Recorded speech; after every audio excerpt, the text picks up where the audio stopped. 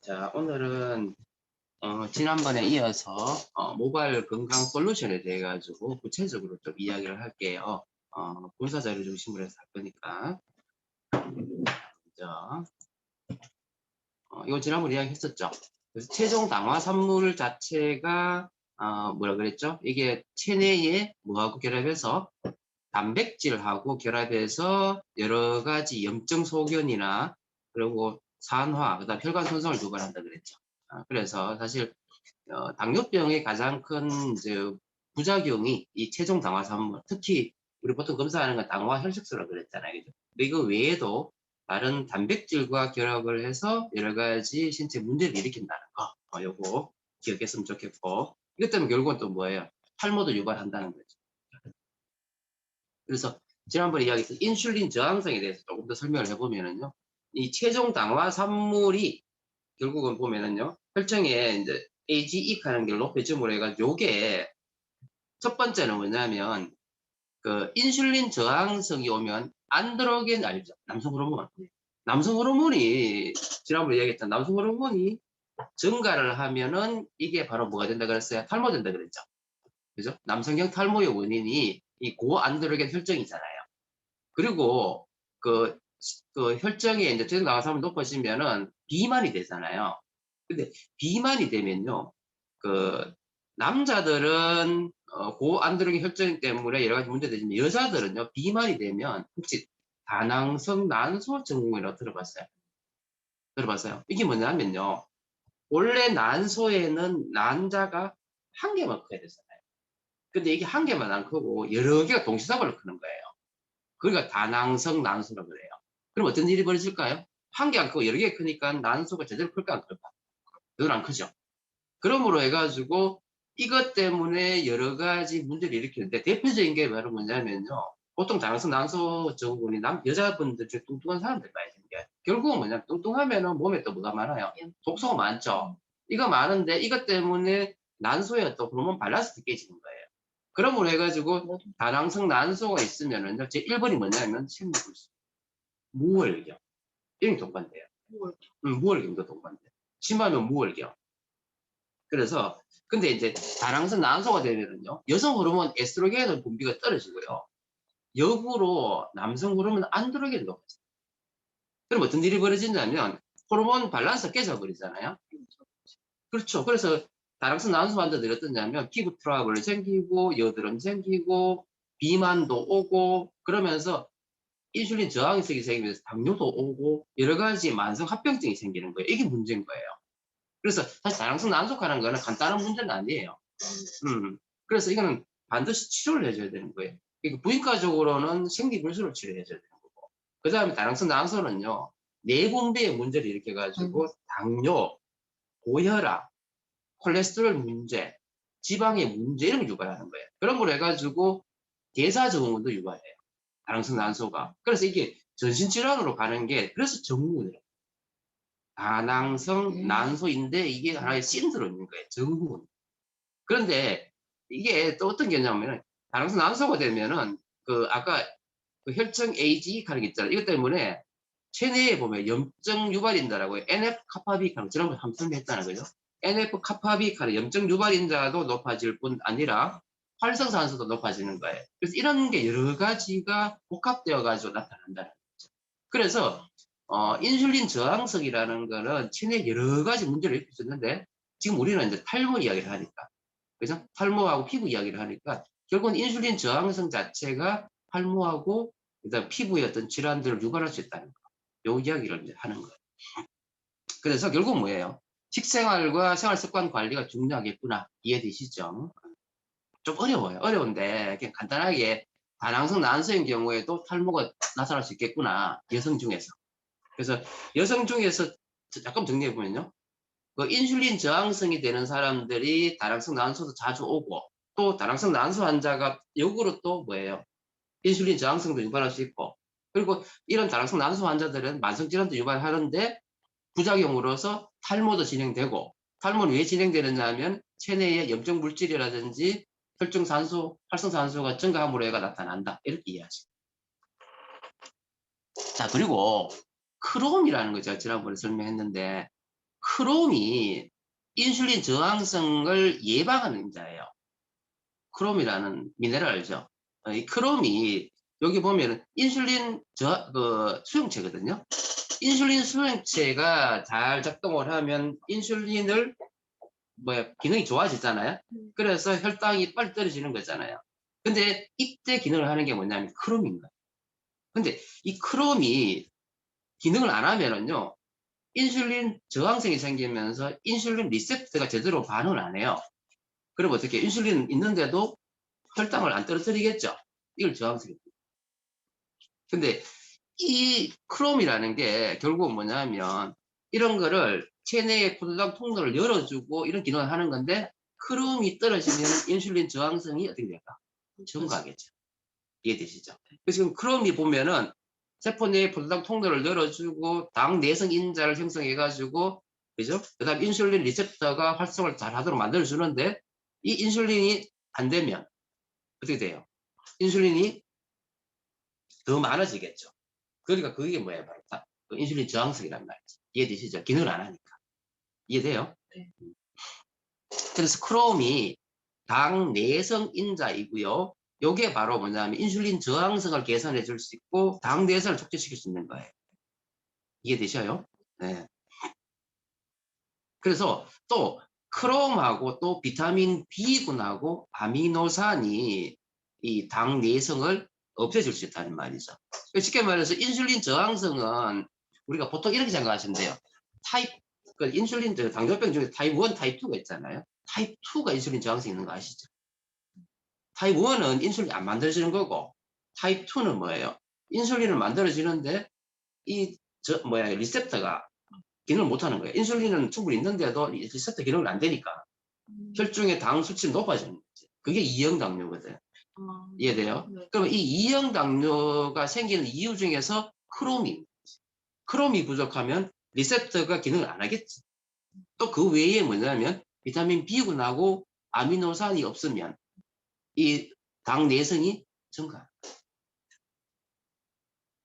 그래서 결론적으로 이야기하면 당 내성을 치료하려면 크롬이나 비타민 B군이나 아미노산이 필요하구나 이렇게 이해하시면 이해되시죠? 네. 자, 그 다음에 탈모의 원인에는 염증이죠.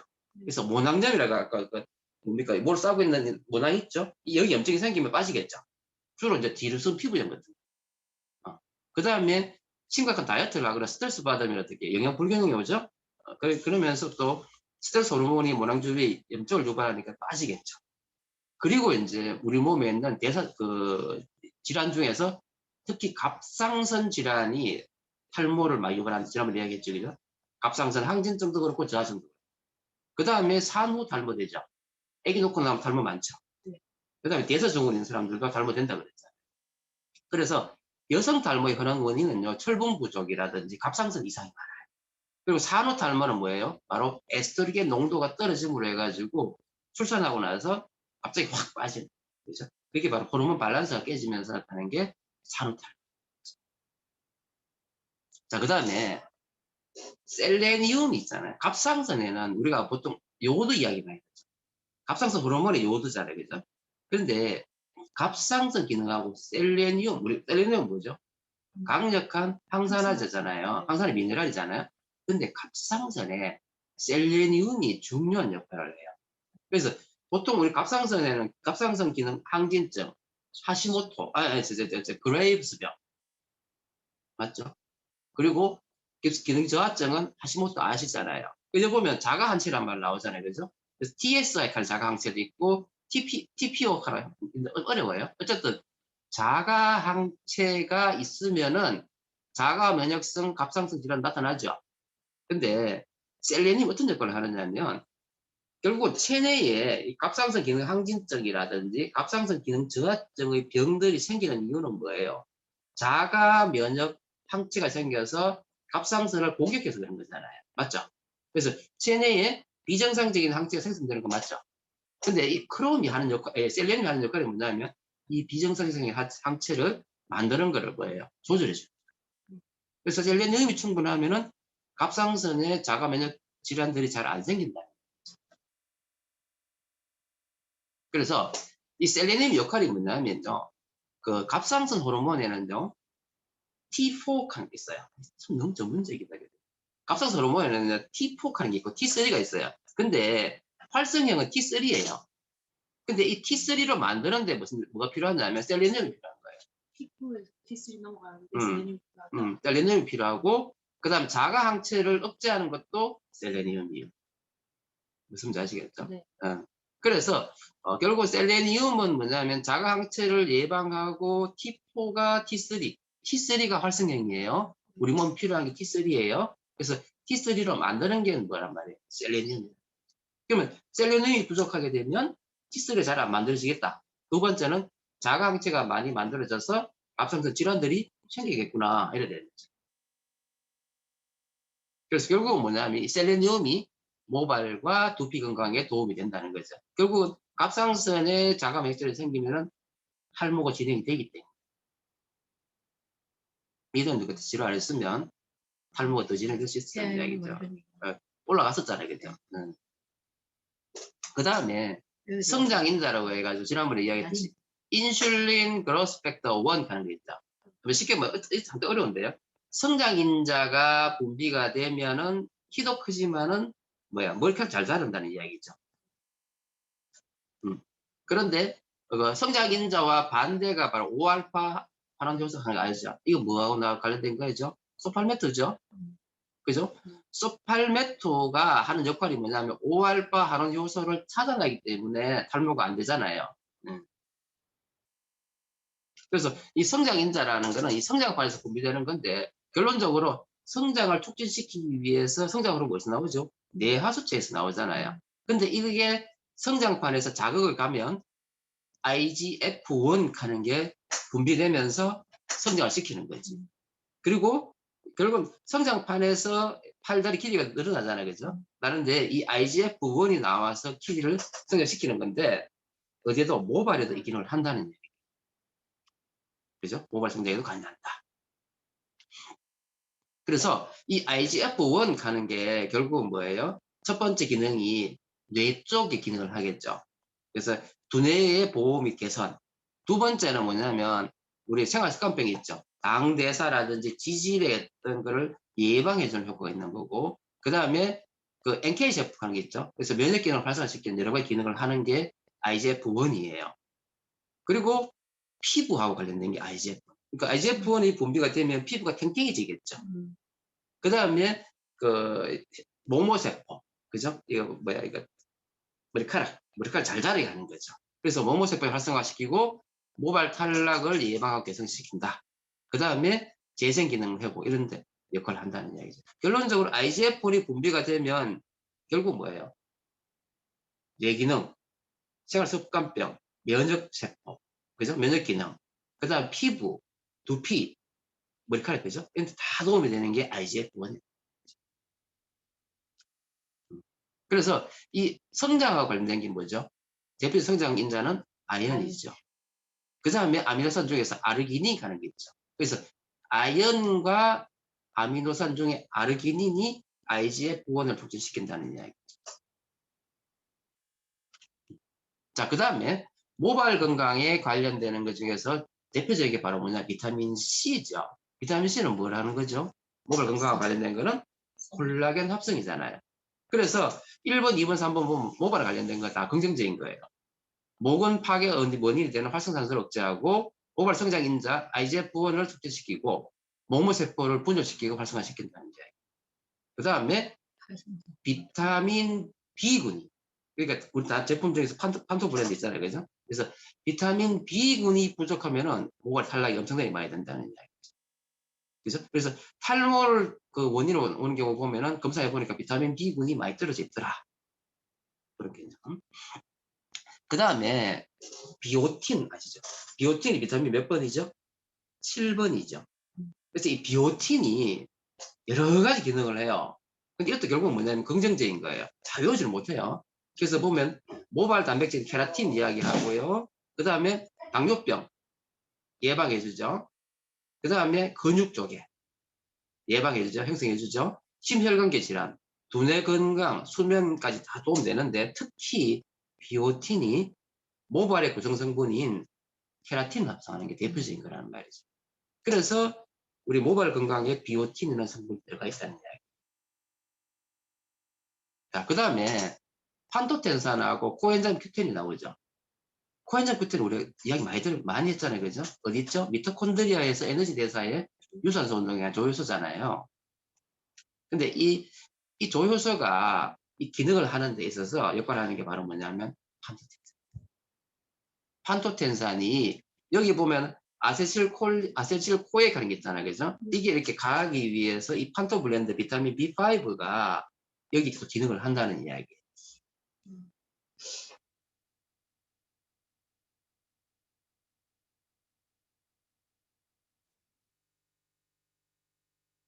판토텐산. 그 외에도 판토텐산이 코엔자임 A에서 이걸 합성해가지고 어떤 기능이 있냐면 보세요. 정상적인 표피 기능을 유지시키고요. 피부라든지 점막에 도움이 되고요. 그 다음에 감력에 취약하고 비성장인 피부 상태를 유발하고 그 다음 표피 조직의 성장 저해하는 이거를 그죠?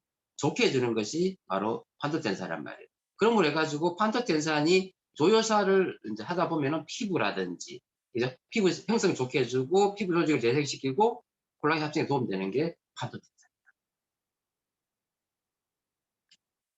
그래서 판토텐산이 아예 경구용 탈모 치료제로 나와 있어요. 덱스판토넬 하는 게 있는데 이런 게 있대. 그 외에 단백질, 그죠? 단백질이 탈모에 도움 되겠죠. 그 다음에 오메가3 혈액순환 도움 되는 거죠. 그죠? 혈액순환과 그 다음 염증 떨어뜨리는 거죠. 그 다음 마그네슘, 그죠? 도움 되겠고 비타민 A, 비타민 C, 아연 이런 게 도움 될 거고 그 다음 철분제 이런 게 도움 된다. 그래서 조금 어렵죠. 근데 들려요. 들리긴 들려요. 자꾸 복습했으면 좋겠어요. 좀 어렵긴 어려워요.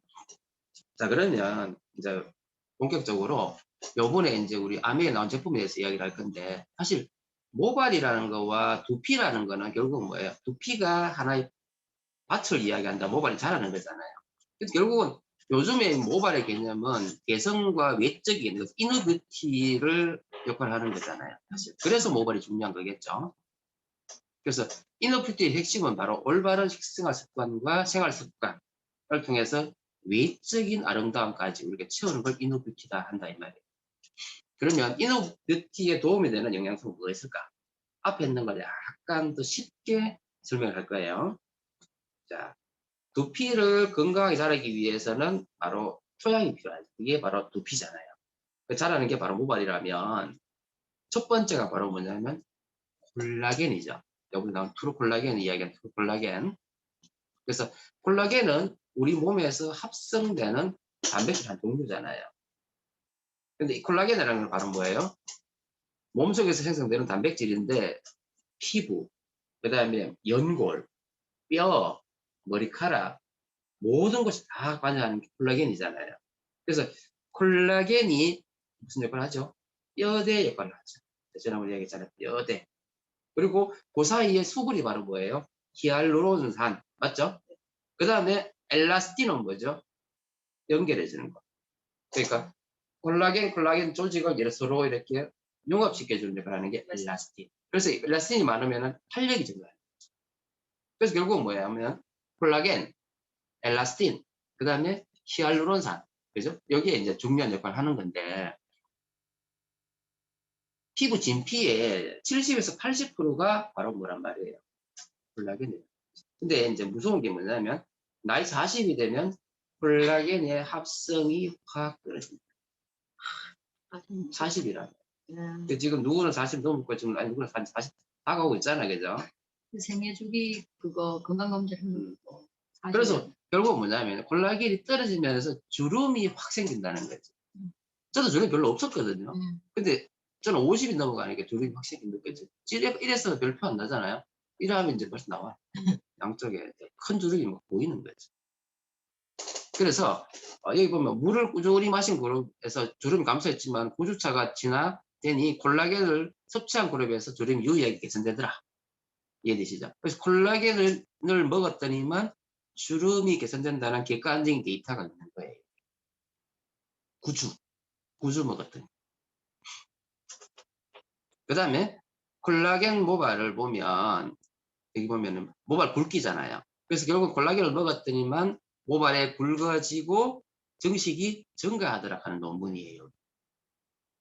그리고 요거는 뭐냐면 16주를 했더니만 마찬가지로 모발 굵기와 모낭세포의 정식이 증가하더라. 결론적으로 얘기해서 콜라겐을 먹으면 모발이 굵어지고 성장이 된다는 객관적인 데이터가 있다는 말이에요. 자, 그 외에 적절한 식생활 습관과 콜라겐 섭취가 중요한데, 그러면 모발에 도움이 되는 영양소 딴 게 뭐 있을까 해보니까 여기에 바로 모발이잖아요. 그래서 모발에 가장 중요한 구성 성분은 뭐냐면 케라틴이에요. 케라틴이 한 8에서 90%.